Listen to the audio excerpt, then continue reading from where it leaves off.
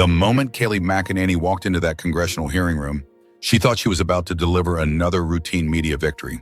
The high-profile political strategist had her talking points ready, her confident smile practiced, and her usual dismissive attitude toward those who questioned her narrative fully loaded. But what happened in the next 30 minutes would leave her completely speechless and turn her into a viral meme that would haunt her public career forever. Jonathan Roumie sat across the table, calm and composed, with a folder of documents that McEnany had no idea existed. The newly elected congressman had spent weeks preparing for this exact moment, gathering evidence that would expose years of McEnany's inconsistencies and departures from stated principles. What McEnany thought would be an easy political win was about to become her worst nightmare. Before we dive into this explosive political showdown, drop a comment telling us where you were watching from. And don't forget to hit that subscribe button so you never miss these incredible moments of political accountability that are reshaping America. This is the kind of raw, unfiltered pursuit of truth that millions of Americans have been demanding, and you're about to witness it firsthand. The hearing room buzzed with tension as cameras rolled and spectators packed every available seat. Media representatives from across the political spectrum had crowded into the press gallery, sensing that something significant was about to unfold. Political staffers whispered urgently into their phones, updating their bosses about the unusually high attendance for what was supposed to be a routine committee hearing. McEnany's security details stood at attention near the back of the room, their presence a reminder of her status as a prominent public figure. But all the political influence and protection in the world wouldn't save her from what was coming. The atmosphere was electric with anticipation, like the moments before a heavyweight boxing match where everyone knows they're about to witness something unforgettable. McEnany, wearing a meticulously tailored power suit and her signature precise makeup, exuded the confidence of someone who had spent years masterfully deflecting tough questions as a former press secretary. Her perfectly styled hair and flawless appearance suggested she had prepared more for the cameras than for the actual questioning. Her staff sat behind her in matching dark suits, notebooks ready, tablets loaded with talking points, thinking this would be just another routine appearance where their boss would deftly handle some junior actor turned congressman. They had prepared binders full of statistics about national conservative initiatives, economic policies, and foreign relations successes, completely missing the real threat they were about to face. But Roumie had other plans. The former actor turned congressman had built his reputation on a deep commitment to truth and meticulous preparation, with a quiet intensity that left opponents grappling with facts and demanding integrity. He hadn't grown up in political privilege like McEnany. He had earned his path through dedication and an absolute refusal to let powerful people get away with a lack of accountability, no matter how well connected they were or how much money they had behind them. His distinguished understated suit stood out like a beacon of principled resolve against the sea of dark political attire surrounding him, and his eyes held the focused intensity of someone who had uncovered a pattern of behavior their opponent hadn't believed anyone was tracking.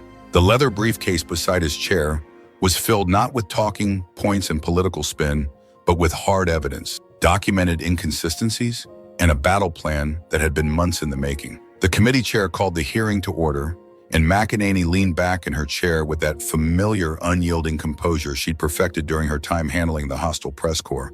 She had no idea that in the next few minutes, that composure would be completely shattered by a man she had consistently underestimated.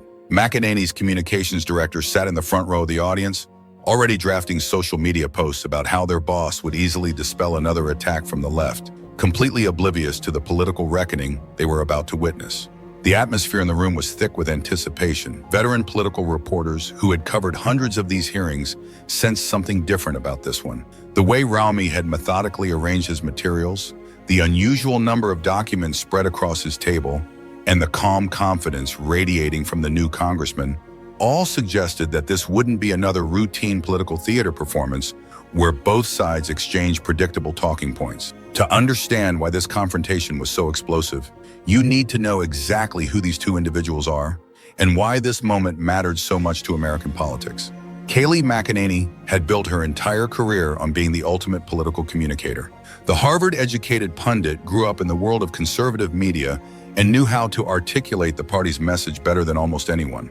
As the former White House press secretary, she had perfected the art of forceful articulation, rarely giving an inch and making her critics look unprepared with precisely crafted rebuttals. At 30, McEnany had reached the pinnacle of conservative influence, serving as a prominent media personality and advisor, seemingly destined for even greater impact. She was known for her rapid-fire delivery, her ability to redirect any question into a defense of conservative principles, and her complete loyalty to talking points that had been focus grouped and polled to perfection. Her supporters saw her as a fearless fighter who never backed down from liberal attacks, someone who could take the heat and dish it right back. Conservative media loved her because she always gave them the sound bites they needed, and Republican donors appreciated her ability to stay on message no matter how intense the pressure became. But McEnany had a problem she didn't know was about to explode in her face like a political time bomb. Over the years, her positions and defenses had shifted dramatically depending on what was politically convenient at the moment, and she had made statements that directly contradicted each other in ways that would be devastating if anyone ever compiled them systematically. She thought nobody was keeping track, that her smooth rhetoric could cover any inconsistencies, and that her political influence would protect her from serious scrutiny. On the other side of the table sat Jonathan Roumie, and he represented everything McEnany hadn't anticipated from a new generation of public servants. At 48, Roumie was an actor who had spent years embodying characters of deep conviction and moral clarity, bringing an authentic and principled approach to his new role in Congress. He hadn't grown up in political privilege like McEnany. He had earned every victory through hard work, late nights studying legislation and public records, and an absolute refusal to let powerful people get away with a lack of accountability, no matter how well connected they were or how much money they had behind them. Roumie had been watching McEnany for months, carefully documenting every contradiction, every flip-flop, and every hypocritical statement like a scholar meticulously documenting a pattern of inconsistency. While McEnany was busy playing political games, giving speeches to friendly audiences, and assuming her status would protect her from serious scrutiny, Roumie was building an airtight case that would expose years of rhetorical dishonesty with the kind of methodical precision that had now become his hallmark. The stakes couldn't have been higher, and everyone in that room understood the historical significance of what was about to unfold. This wasn't just about two public figures disagreeing over policy details. This was about the future of American political accountability and whether smooth-talking politicians could continue to get away with blatant contradictions and hypocritical behavior. McEnany represented the old way of doing politics where carefully crafted talking points, political connections, and media training could cover up any inconsistency or contradiction. She embodied a system where politicians could say one thing to get elected or gain influence and do something completely different once in power, confident that voters would forget or that the media wouldn't do the hard work of connecting the dots. Roumie represented something entirely different, a new generation of public servants who demanded real answers and wouldn't let traditional political figures hide behind empty rhetoric and deflection tactics. He came from a background where truth mattered, where inconsistencies had consequences, and where preparation could overcome privilege every single time. His presence at that table represented millions of Americans who were tired of being given narratives by politicians who thought their positions made them untouchable. The generational divide was stark and symbolic. McEnany at 35 represented a modern political establishment that had grown comfortable with rhetorical acrobatics and double standards. Roumie at 48 represented a new approach to politics that prioritized accountability over political gamesmanship, leveraging his unique background to bring a fresh perspective. The outcome of this confrontation would send a message to politicians across the country about whether the old rules still applied or whether a new standard of accountability was emerging. The hearing was supposed to be about federal policy regarding economic stimulus, a topic where McEnany thought she had all the advantages and could easily dominate the discussion. As a prominent conservative voice, she could claim expert media experience and administrative knowledge that Roumie didn't have. As a beloved conservative figure, she could rely on her base's automatic support and the reflexive distrust of any perceived attack from the left. And as someone who had survived years of hostile media coverage during her time as press secretary, she thought she could handle anything a relatively junior congressman, especially one from an acting background, could throw at her. McEnany had even bragged to her staff earlier that morning about how she was going to educate this freshman actor turned congressman about how real policy is debated. Her communications team had prepared a series of aggressive talking points designed to put Roumie on the defensive about his own state's economic standing and progressive spending priorities. They had planned to turn the tables and make Roumie defend his own platform rather than attacking her record. But McEnany had made a fatal mistake that would soon become obvious to everyone watching. She had confused her ability to deflect media questions with actual preparation for a rigorous, fact-based interrogation. The carefully managed media appearances she was used to had made her overconfident. She was about to learn the harsh difference between handling entertainment journalists who needed access and facing a principled truth seeker who had spent years making unprepared narratives look foolish in front of a public audience. The committee room fell silent as Roumie opened his folder and pulled out the first document. McEnany glanced at it dismissively, still confident that her usual rhetorical tricks would work. Her aide leaned over and whispered something in her ear, probably reminding her of their prepared talking points. But McEnany had no idea that Roumie had spent the previous evening practicing exactly how to address each of McEnany's expected responses, and that every word he was about to say had been carefully chosen for maximum impact. Political veterans in the audience recognized the signs immediately. This wasn't going to be a typical political theater performance where both sides exchanged rehearsed attacks and defenses. The methodical way Roumie had arranged his documents, the calm intensity in his expression, and the complete confidence in his posture all signaled that something extraordinary was about to unfold. This was going to be a masterclass in principled preparation versus rhetorical confidence, and millions of Americans were about to watch one of the most devastating political reckonings in recent memory. The first few minutes of questioning started normally enough with Roumie asking standard questions about federal economic stimulus that McEnany answered with her typical political non-answers. McEnany was clearly in her comfort zone, deflecting and pivoting with the skill of someone who had done this thousands of times before. "Ms. McEnany," Roumie began, his voice calm and professional, "you've stated that federal stimulus packages create a burden on future generations and stifle economic growth. Can you explain why the economy has shown significant recovery during periods of robust federal investment that you previously criticized?" McEnany leaned into her microphone with that familiar, confident tone she had perfected as press secretary. "Congressman, I think what's really important here is that we focus on the real issues facing American families, not the partisan talking points that the left loves to throw around without context." The audience stirred slightly, recognizing McEnany's classic deflection technique.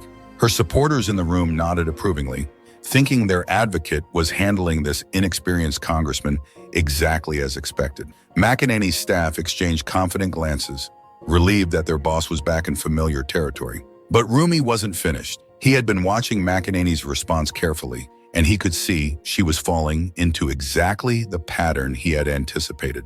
"Ms. McEnany, that's interesting that you mentioned partisan talking points, because I have some of your own statements here that I'd like you to explain." McEnany's smile flickered slightly, but she maintained her composure. "I'm always happy to explain my record, which speaks for itself." "I'm sure it does," Roumie replied, pulling out a thick folder. "Let's start with your statement from 2018 when you were still a political commentator. You said, and I quote, 'Any government program that creates dependency is failing the American people and should be cut immediately.'" The room went completely silent.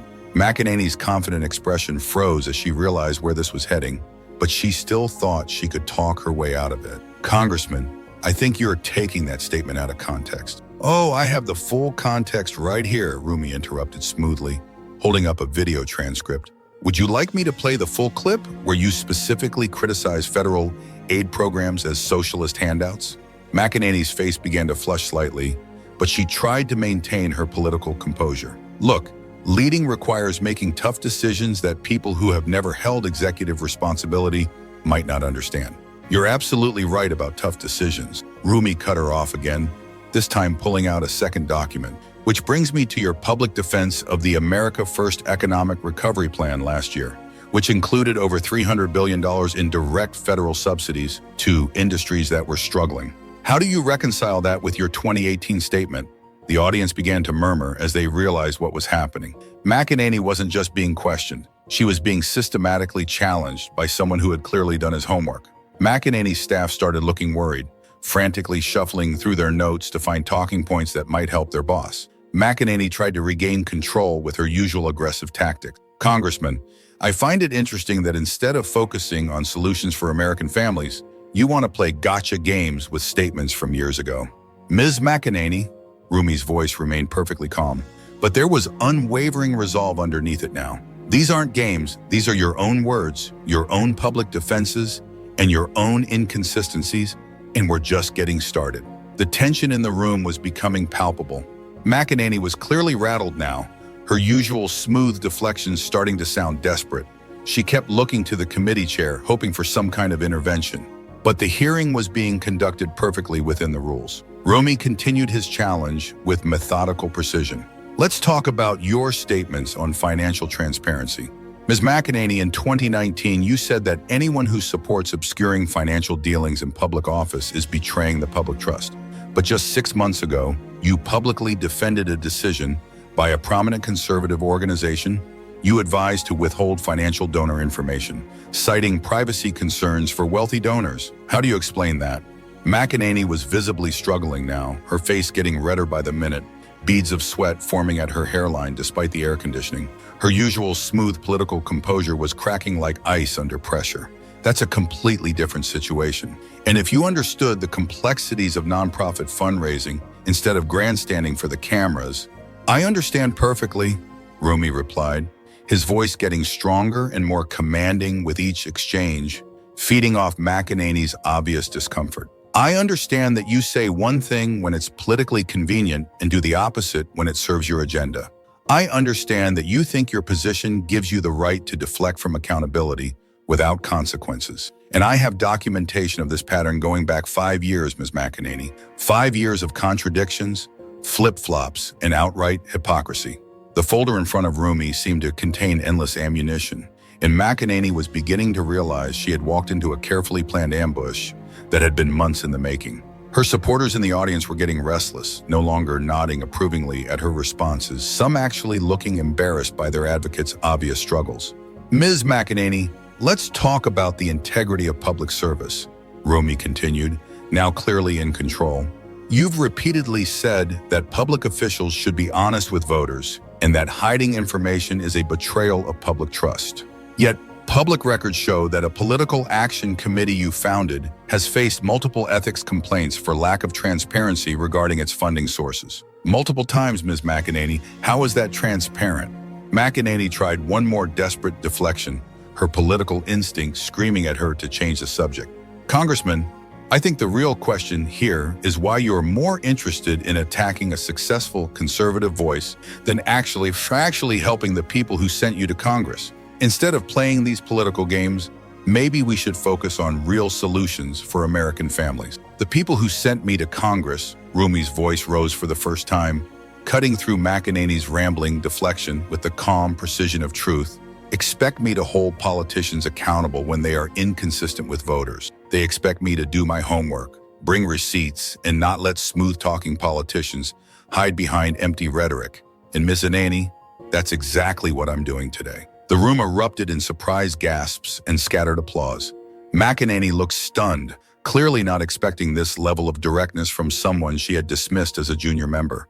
The cameras captured every expression, every nervous gesture, every sign that the confident strategist was losing control of the situation. But Roumie wasn't done, not even close. He had saved his best material for last, and McEnany was about to experience the most humiliating moment of her public career. What happened next would be replayed millions of times across social media and become one of the most devastating political moments in recent memory. Roumie reached into his folder and pulled out a final set of documents, his expression shifting from professional to absolutely deadly serious. Ms. McEnany, he said, his voice now carrying the authority of someone who had just landed a knockout punch. I want to talk about your most recent statements regarding federal assistance programs. McEnany, now clearly panicked, tried to interrupt. Congressman, I don't see how that's relevant to economic stimulus. Oh, it's very relevant, Roumie replied with a slight smile that sent chills through McEnany's supporters. Because 3 weeks ago, you gave a speech where you said that people who rely on government assistance are lacking personal responsibility and that federal programs create a culture of dependency. Do you remember that speech, Ms. McEnany? McEnany's face went pale. She clearly remembered the speech, and she was starting to realize where this was heading. I was talking about the importance of self-reliance, and you were talking about people like your own family, Roumie interrupted. his voice now rising with controlled, righteous indignation. Because I have the records right here showing that your family's farming operation received $147,000 in federal agricultural subsidies over the past 3 years. How exactly does that demonstrate personal responsibility, Ms. McEnany? The room exploded. Gasps, shocked murmurs, and scattered applause filled the air as the devastating hypocrisy was laid bare for everyone to see. McEnany looked like she had been physically slapped, her mouth opening and closing without any sound coming out. But wait, there's more, Roumie continued, clearly prepared to deliver the final blow.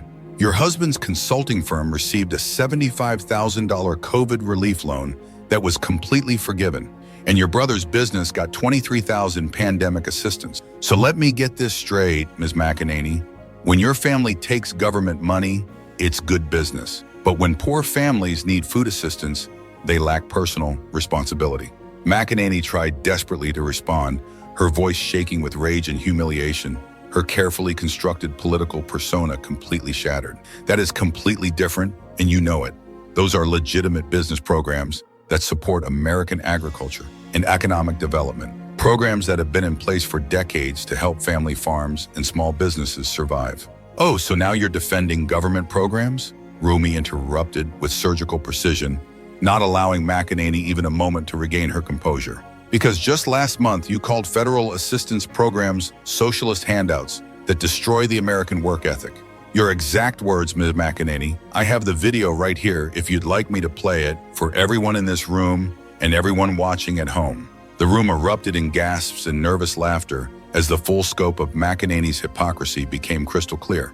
McEnany was now completely trapped in her own contradictions, unable to escape the web of inconsistencies and double standards that Roumie had methodically constructed around her. Her face cycled through multiple shades of red as she struggled to find any response that wouldn't make her look even worse than she already did. So let me understand your position, Ms. McEnany, Roumie continued relentlessly, pressing his advantage like a truth seeker unveiling a carefully constructed facade. When your family receives $147,000 in agricultural subsidies, that's supporting American agriculture. When your husband gets $75,000 in forgiven COVID loans, that's legitimate business assistance.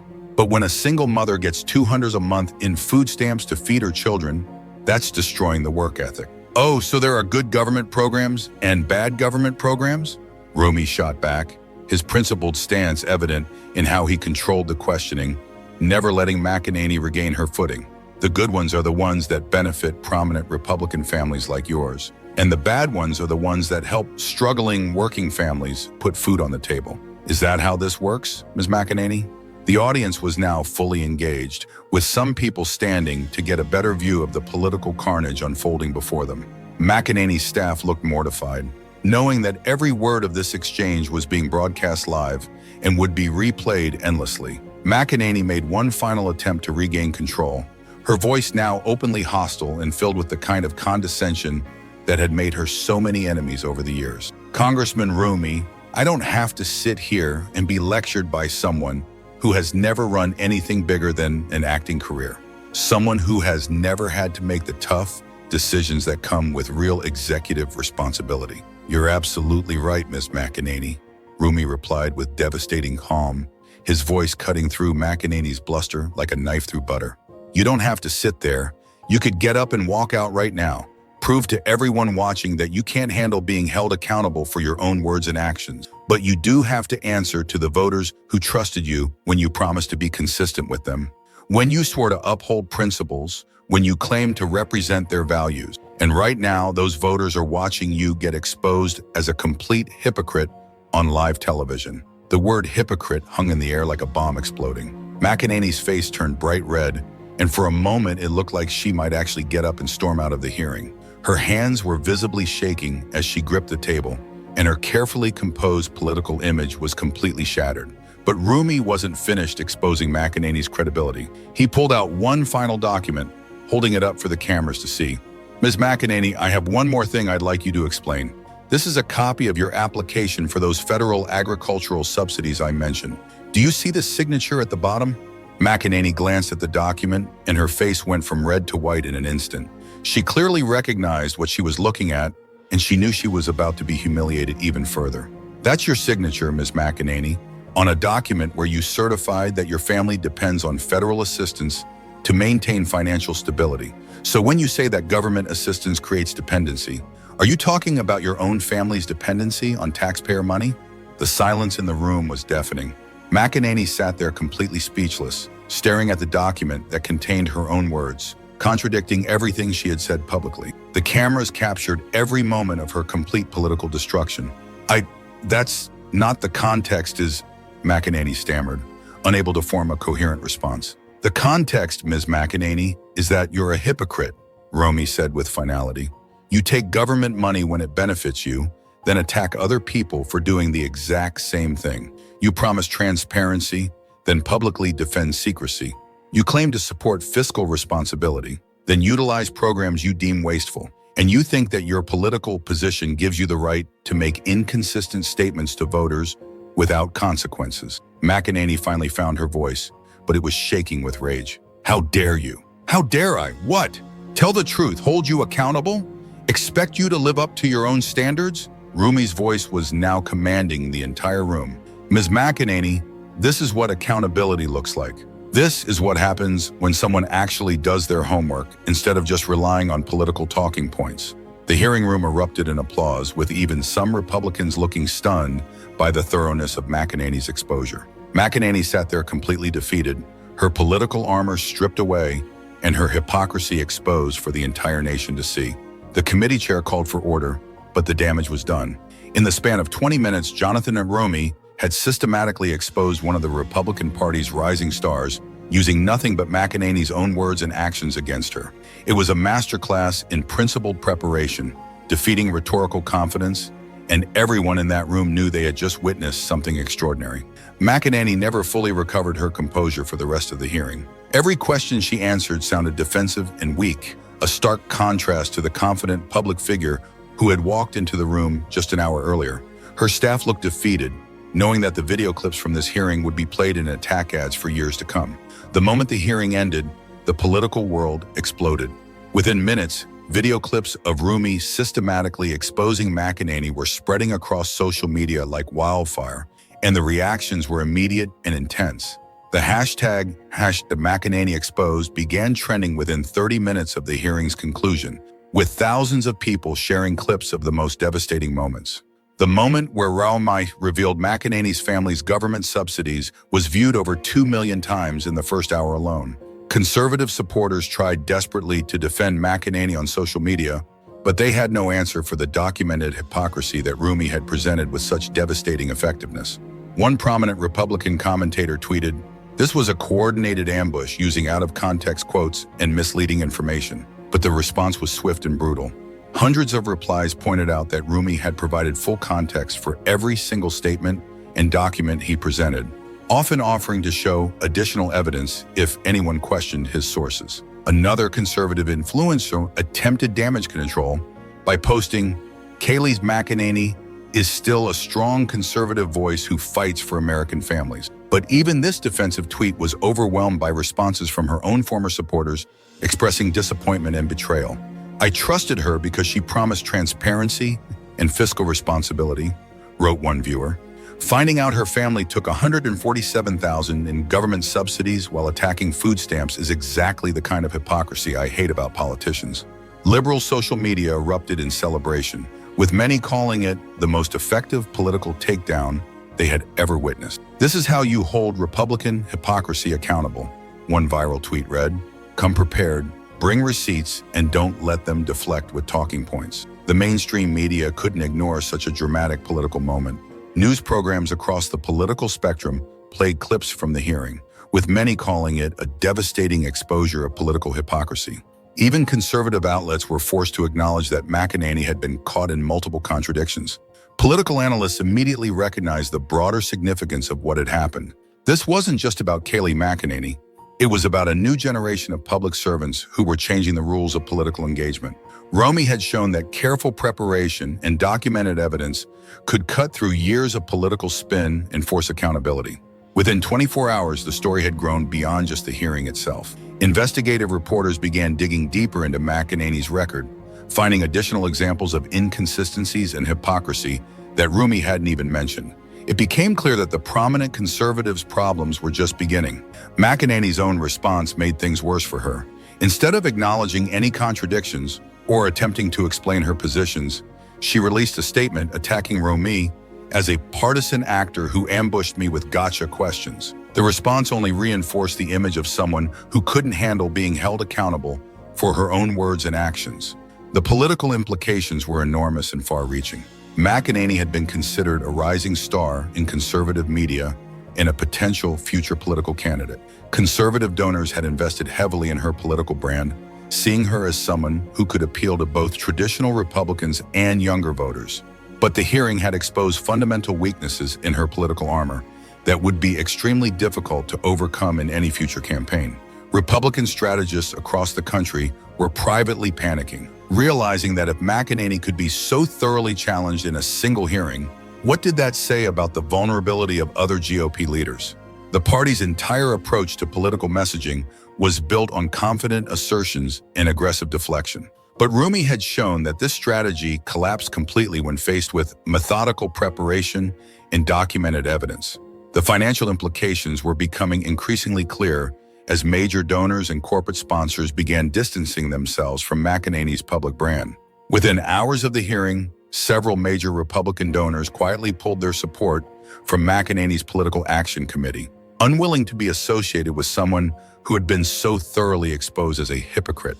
Corporate sponsors of her various initiatives began reviewing their partnerships, with some already drafting statements about reassessing their relationships with prominent public figures. Political consultants who had been eager to work with the former rising star suddenly found themselves too busy to take her calls. The lucrative speaking fees she had been commanding on the conservative circuit were likely to disappear as event organizers realized that McEnany was now more of a liability than an asset. Campaign vendors who had been lining up to work on her potential future political run began quietly exploring other opportunities. The ripple effects extended beyond just McEnany herself. Other Republican public figures who had made similar contradictory statements were scrambling to review their own records, terrified that they might face the same kind of methodical dismantling if they appeared before committees where Roumie served. State-level Republican operatives across the country were conducting emergency audits of their politicians' past statements, trying to identify potential vulnerabilities before they could be exploited.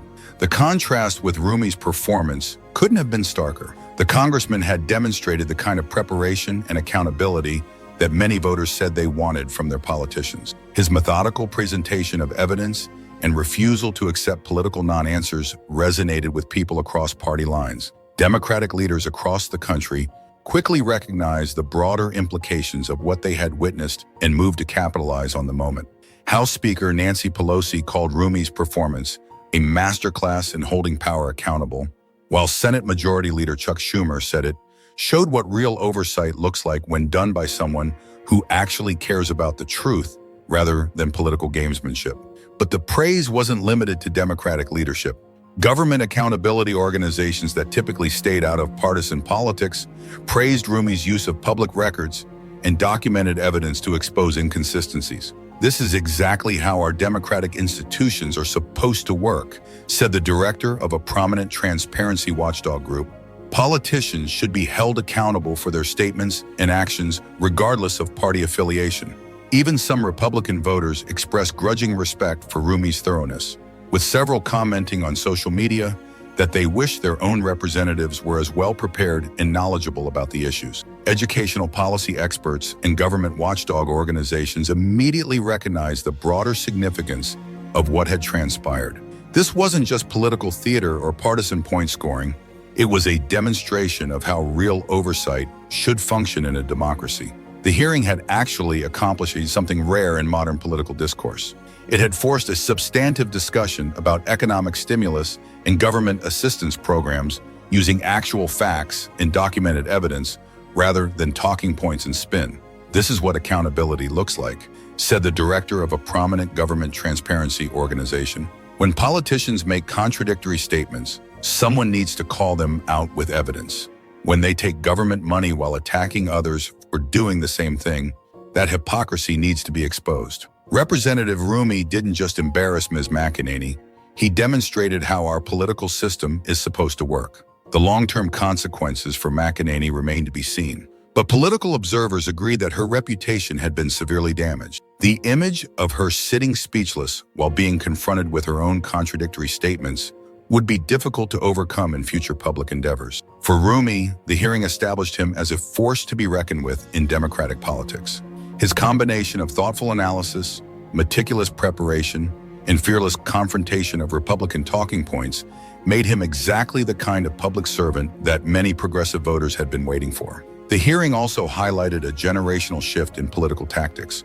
While older politicians like McEnany relied on deflection and political spin, newer politicians like Roumie were bringing principled, evidence-based arguments to political debates. Several Republican public figures quietly began reviewing their own records, worried that they might face similar scrutiny if they appeared before committee was where Roumie served. The message was clear. The days of getting away with contradictory statements and hypocritical positions were ending. Media training consultants reported a surge in demand from Republican politicians who wanted to learn how to handle the kind of methodical questioning that had exposed McEnany. But many experts questioned whether better media training could solve the fundamental problem of documented hypocrisy. The hearing became required viewing in political science classes across the country, with professors using it as a perfect example of how effective oversight should work in a functioning democracy. Students analyzed Roumie's preparation techniques, his questioning methodology, and his strategic use of evidence to build an unassailable case. Law schools added the hearing to their curricula as a masterclass in cross-examination techniques, showing how proper preparation could systematically dismantle even the most confident opponent. Graduate students wrote their thesis papers on the McEnany-Roumie confrontation, analyzing everything from body language and vocal patterns to the strategic timing of document reveals. Political communication experts deconstructed every moment, noting how Roumie had controlled the narrative flow and prevented McEnany from regaining her footing once the inconsistencies began emerging. But perhaps the most significant long-term impact was on public expectations for political accountability and the standards citizens would demand from their elected officials. Millions of Americans had watched a politician get thoroughly exposed for hypocrisy and contradictions in real time, and many said they wanted to see more of this kind of rigorous questioning of their elected officials. Social media was flooded with calls for other politicians to face similar scrutiny, with citizens demanding that their representatives be held to the same standard of accountability that Roumie had imposed on McEnany. Grassroots political organizations across the country began organizing accountability sessions where local politicians would be questioned by citizens armed with research and documentation.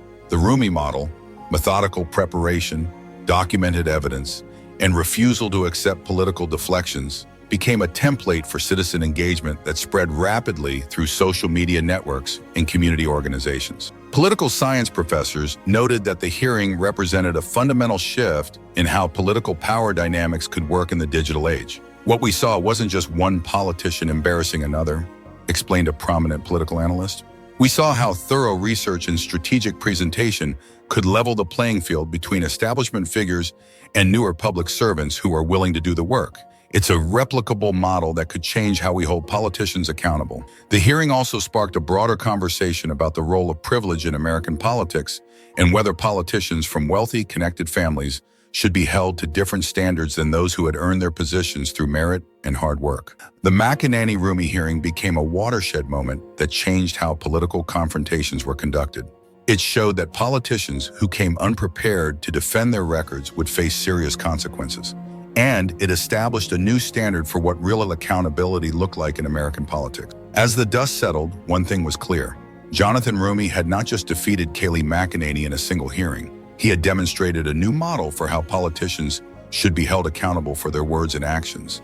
And he had shown that careful preparation could triumph over political spin every single time. The question now wasn't just about McEnany's political future. It was about whether other politicians would learn from her mistake or continue to rely on the old playbook that Roumie had so thoroughly demolished. One thing was certain. The next time a politician faced Jonathan Roumie in a hearing room, they better come prepared with more than just talking points and political deflections. This incredible political showdown proves that in today's America, the truth always wins when someone is brave enough to fight for it. If you enjoyed watching Kayleigh McEnany get completely exposed for her hypocrisy, make sure to hit that subscribe button and ring the notification bell so you never miss these amazing moments of political accountability. Comment below and let us know which part of Roumie's takedown was your favorite. Was it the government subsidies revelation, the transparency violations, or that final moment when McEnany was left completely speechless? We'll see you in the next video where we'll break down what this means for the future of American politics.